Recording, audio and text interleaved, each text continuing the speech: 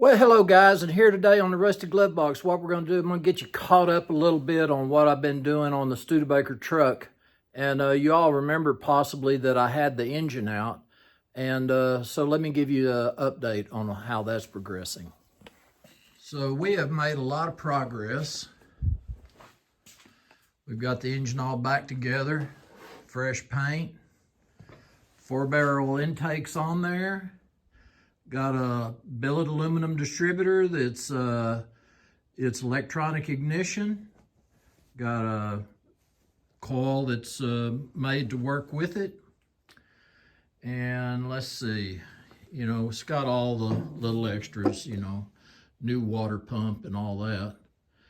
And one thing that I had to do, because it's going to have an air conditioner on it, air conditioner mounts here.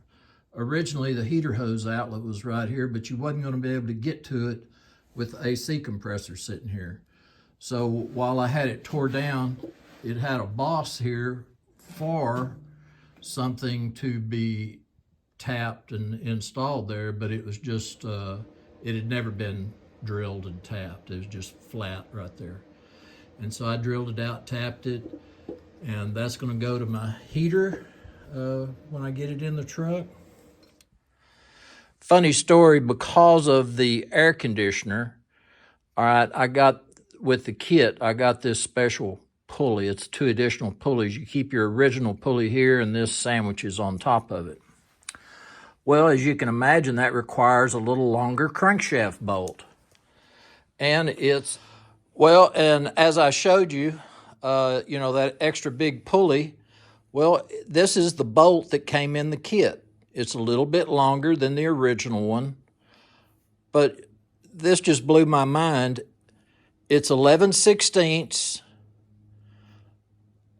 but they gave me a left-hand thread bolt. It's supposed to be right-hand, and I don't know if any of you Studebaker people are aware, is there a crankshaft bolt that is left-hand threads that's 11/16? But anyway, there's some suppliers out there, and I was able to get the correct bolt to fit that.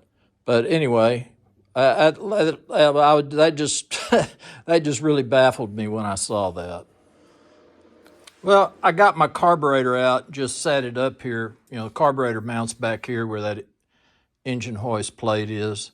But anyway, this is a 500 CFM, and I went ahead and just got this new. You can get some off of Craigslist or Marketplace, but sometimes on those carburetors, when you do that, you're just getting somebody else's problem.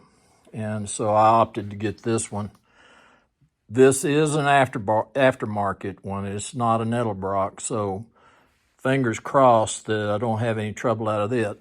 So, but I got some additional jets and needles in case I need to do some adjusting on the jet size and all that.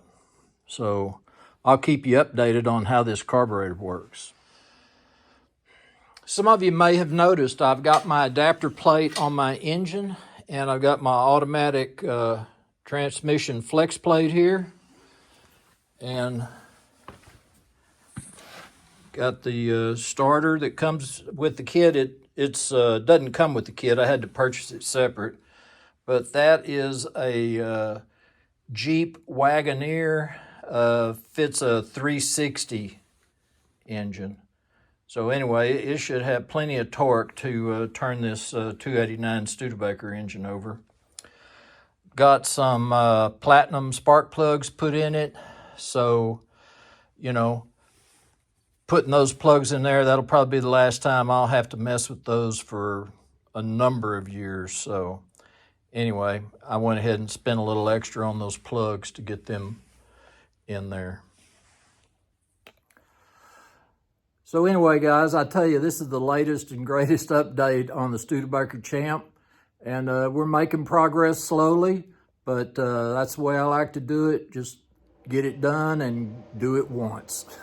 So anyway, I appreciate y'all coming by the shop today. This is Rusty Glove Box. Thanks for watching, and I'm out of here.